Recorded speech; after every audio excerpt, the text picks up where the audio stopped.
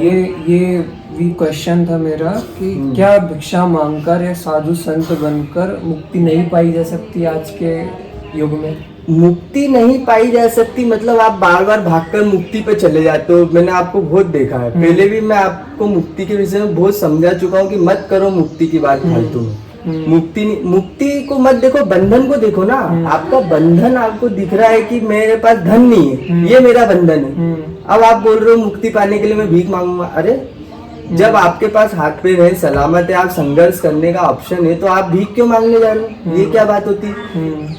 इसीलिए तो मेरे भारत में इतने भिखारी है ना। जहाँ देखो वहाँ भिखारी है। आपकी जैसी मानसिकता के लोग हैं सब। इनको पता है काम करने की जरूरत नहीं है, भीख देना भीख मांगने से भी बड़ा अपराध है ना।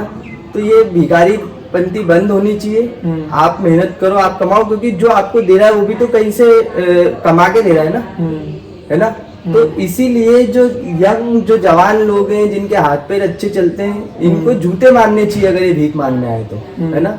वो बच्चों को भी भीख नहीं देनी चाहिए। भीख देना ही अपराध है, भीख मांगने से बड़ा अपराध है।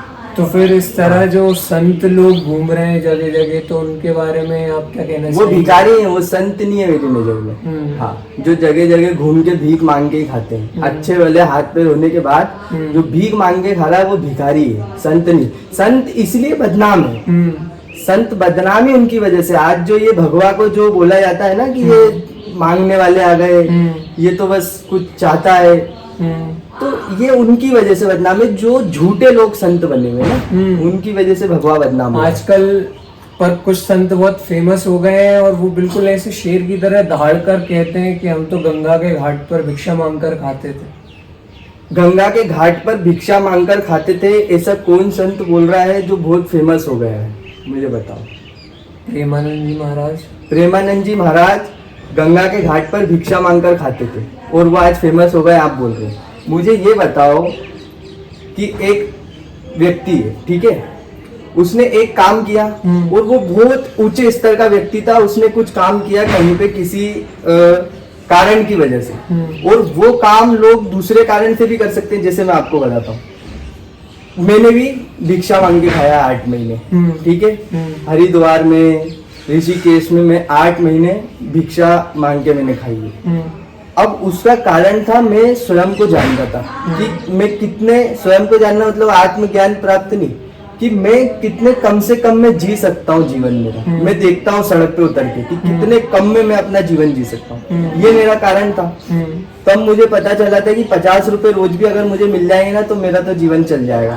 50 रुपए में आप हाँ, रोड पे जी लेंगे। हाँ, तो आगे समझना, मैं बता रहा हूँ, वो मेरे होने चाहिए, ये जानना था मुझे, भीख नहीं मांगना है। लेकिन उसके लिए मुझे सड़क पे उतरना पड़ा, मैं बैठा रहता था जो खाना, और इसमें मेरी अभी यात्रा चल रही थी, मैं जान रहा था, समझ रहा था चीजों को, है ना। उस समय मैंने मांगा नहीं था तब भी किसी से कि मुझे भीख दे दो। मैं बैठा रहता था, लोग आके दे जाते थे, वहां पे भंडारे चलते थे, वहां पे जाके खा लेता था, ठीक है। वो व्यवस्था थी, तो मैं समझ भी पाया कि मेरे को कितने रुपयों की जरूरत है। और उस चीज को अब कोई व्यक्ति ऐसे ले ले कि यार मैं भी ऐसे ले सकता था कि 8 महीने तो मेरे बहुत अच्छे से निकले थे और मुझे जितना चाहिए था उससे ज्यादा ही मिल जाता था, ठीक है, क्योंकि बाबा जी बैठे हैं, दाढ़ी बड़ी बड़ी हो गई थी तो दे जाते थे। तो मुझे फिर क्या जरूरत थी आकर के काम करने की, कि क्यों करना था, क्योंकि मैं तो जीवन भर ऐसे भीख मांग के खा सकता था। और कई भिखारी ऐसे होते हैं उनके घर छापे पड़ते तो करोड़ों रुपए निकलते हैं, है ना। फिर क्यों काम करना शुरू किया मैंने। अब उस चीज को अगर कोई गोल बना ले कि ये तो बहुत अच्छी चीज है, मांगो और खाओ, तो फिर काम कौन करेगा? सब मांग के खाएंगे ना।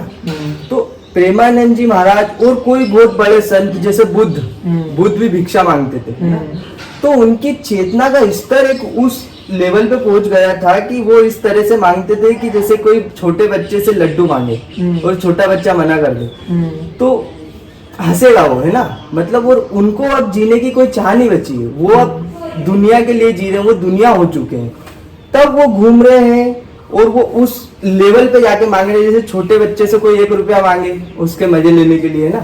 और आम आदमी जब भीख मांगता है उसको धिक्कार दे कोई तो उसका अहंकार टूट फूट के छिन्न हो जाएगा और उस समय वो बहुत दुखी होगा और उस समय वो सोचेगा कि इससे अच्छा तो काम ही कर लिया होता, है ना। बुद्ध ये थोड़ी सोचेंगे, बुद्ध को तो दुनिया अगर देगी तो दुनिया का भला है, दुनिया नहीं देगी तो बुद्ध अपना चले जाएंगे। तो उस लेवल पर जाकर बुद्ध मांग रहे हैं, और बुद्ध मांग भी नहीं रहे हैं, फिर बुद्ध है ही नहीं। तो उनकी बात हम नहीं कर रहे ना, यहाँ पे हम उनकी होड़ नहीं करेंगे ना कि जिन महान संतों ने भिक्षा मांगी तो हम क्यों नहीं मांग सकते, है ना। ये वैसी बात है कि महादेव ने गांजा पिया तो हम क्यों नहीं पी सकते। वो महादेव हो गए, वो अब भिक्षा मांगे वो ना मांगे। ओशो के पास 100 रोल्स रॉयस उनने खड़ी कर ली थी, तो फिर ओशो की होड़ कर लो। लेकिन नहीं, वहां पे आपको संघर्ष दिख रहा है। आचार्य प्रशांत को देखो, 50 मिलियन कर लिए, इतना IIT IIM इतने बड़े लेवल पे, उनकी होड़ हम नहीं करेंगे। हम किसकी होड़ करेंगे? प्रेमानंद जी की होड़ करेंगे, क्योंकि हमें पता है भिक्षा मांगना बहुत आसान है। तो ये आप देखो कि यहाँ ये जो आपकी इच्छा है कहाँ से उठ रही है। आपकी छोटी छोटी इच्छाओं पे नजर रखो आप कि किस केंद्र से आ रही है ये। मेहनत ना करने के केंद्र से आ रही है कि ईमानदारी के केंद्र से आ रही है कि बेईमानी के केंद्र से आ रही है। क्योंकि कोई भी इच्छा अकारण नहीं उठती है, हम उस इच्छा से स्वयं को जान सकते हैं। कोई व्यक्ति है, उसको जानना हो कि वो कैसा इंसान है तो उससे पूछ लो कि वो क्या क्या चाहता है, पता चल जाएगा वो कैसा इंसान है। तो इसलिए मैं बोलता हूँ कमाना बहुत जरूरी है।